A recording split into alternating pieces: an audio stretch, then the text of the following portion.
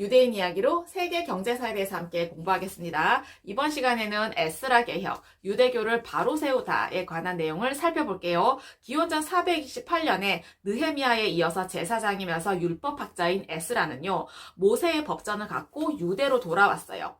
고레스 칙령 후에 4차 귀환이었는데요. 에스라는 사제인 동시에 서기였어요. 그래서 그와 함께 1800명이 같이 귀환을 했을 때 에스라는 유대인들의 실상을 보고 깜짝 놀랐어요. 한마디로 예루살렘 유대인들의 종교 생활은 엉망진창이었어요. 에스라는 이스라엘 백성들이 고난을 겪고 멸망하게 된 원인이 하나님으로부터 마음이 떠났기 때문이라고 보고 있어요. 그래서 느헤미야와 함께 힘을 합쳐서 유대인 공동체 내부 개혁에 앞장섰어요. 개혁의 핵심은 이방인과의 혼인을 금지하는 것, 그 다음에 토라의 편집을 완성하는 것, 그 다음에 모세 율법을 준수하는 것이었어요. 유대인의 정체성을 확립하기 위해서 유대교 부흥을 위해 초막절을 맞아서 본격적으로 율법을 가르쳤어요. 이방인들과 맺은 혼인을 모두 파기해서 이방인 아내들과 그 자녀들은요, 모두 내보내도록 명령했어요. 잔인하고 비인간적으로 보이지만은 당시 상황에서 하나님에 대한 신앙을 새롭게 다지고자 하는 그런 의도였어요. 하나님을 잊지 않고 지켜감으로써 시련을 겪지 않겠다라는 의지였어요. 에스라 개혁이라고 부르는데요. 자신들의 혈연만으로 공동체를 이루고 전통을 지키려는 이러한 생각을 유다이즘이라고 불러요. 에스라는 모세 율법을 준수하기 위해서 안식일을 지키도록 했어요. 금요일 일몰 부터 토요일 일몰까지 성문을 닫고 상인들은 장사도 못하게 했어요. 매주 안식일과 일요일 그리고 목요일에 토라를 읽도록 했어요. 히브리어로 안식일을 뜻하는 샤바트는요, 그만두다라는 뜻이에요. 그날은 모든 일이 금지돼요. 지금도 유대인들은 안식일에 자동차를 타지 않고 회당으로 걸어가요. 심지어 엘리베이터 버튼도 누르지 않는다고 합니다. 음식에 관한 금기에 대해서는 더 엄격했는데 식사는 하나님과의 친교를 의미했기 때문에 허용된 종류의 음식 재료로만 만들어야 했어요. 성경을 보면 하나님이 6일간 만물을 창조하고 7일째 쉬었다고 해요. 그날을 거룩한 날로 정해서 축복했다고 하는데, 그렇기 때문에 유대인에게 안식일은 쉬는 날일 뿐만 아니라 거룩히 지켜야 할 날이라고 여겨져요.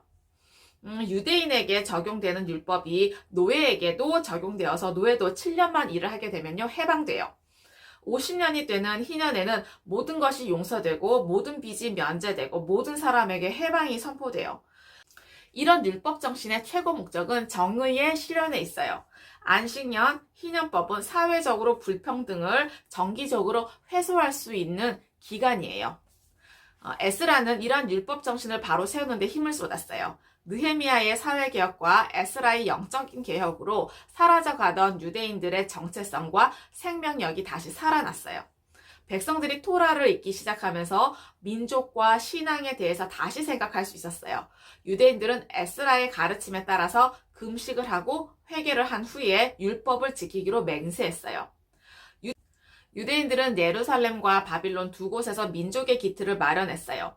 한 곳에 모여 사는 것보다 흩어져 사는 것이 상부상조할 기회도 많고, 특히 외부 침입을 당했을 때 민족 말살의 위험이 적고 전쟁할 때도 유리하다고 판단했어요. 이후에 1500년간 바빌론은 유대인 커뮤니티의 중심이 되었습니다.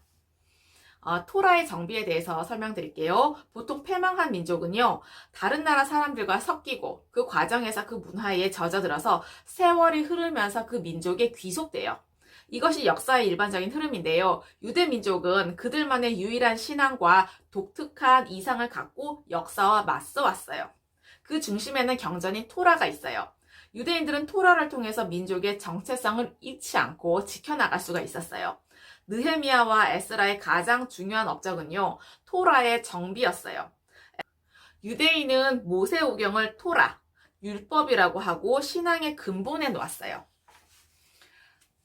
토라는요, 단순히 공동체와 구성원들을 규제하는 수단이 아니고 공동체를 창출하고 결속하고 새로운 정체성을 마련해주는 주체가 되었어요. 그리고 성경은요, 어떤 구절도 모호해서는 안 된다라는 규정 때문에 해설을 뜻하는 미드라쉬를 가르친 학교가 발달했어요. 에스라는 토라가 완성되면서 그간 말로 전해져 오던 구전 율법을 모아서 글로 기록하기 시작했어요. 1000년에 걸쳐서 쓰여진 이 탈무드 지필의 시작 지점이에요. 구전 율법에 후대의 해석을 덧붙인 것이 바로 탈무드죠. 에스라와 느헤미야는 유대인들이 모세의 율법을 잊지 않도록 최소한 안식일을 포함해서 주 2회 모세 율법을 읽어야 한다고 선포했어요. 성전과 함께 존재하는 시나고그에 대해서 설명드릴게요. 바빌로니아에서 돌아온 유대인들은요, 팔레스타인에 시나고그를 세웠어요. 그때부터 시나고그가 성전과 함께 존재를 했는데 회당은요, 세 가지 용도로 쓰여요. 예배를 드리는 집, 그리고 학원, 그리고 집회장. 기도와 교육과 자치, 정부 기능을 포함하는 유대인 공동체의 중심지 역할을 했어요. 유대인들은 포로 생활을 마치고 팔레스타인으로 돌아온 뒤에 자신들의 대표 부족인 유대족을 중심으로 단결할 수 있었어요. 고난과 역경에 처할 때 그들은 자신들의 원칙을 고수하면서 종교적인 경건함 아래에서 자신들을 가다듬을 수가 있었어요. 이스라엘은 부유하고 강력한 왕이 통치하게 되거나 평화의 시대가 도래하게 되면은 여지없이 이교 숭배와 부패가 반복되어 나타났어요. 독립적인 통치 기구를 갖고 번영을 누릴 때마다 기묘하게도 유대인들은요, 주변 민족의 종교에 이끌려서 종교적으로 타락해 갔어요. 반면에 그들이 국가를 잃었을 때나 외세의 지배를 받았을 때 그들은 좀 더 율법에 순종을 했고 신을 경외하면서 종교적인 경건함 아래서 살아갈 수 있었습니다. 어떠셨나요? 과거의 지혜와 지식을 통해서 현재와 미래의 삶이 좀 더 의미 있고 풍성해지시길 기원합니다. 감사합니다.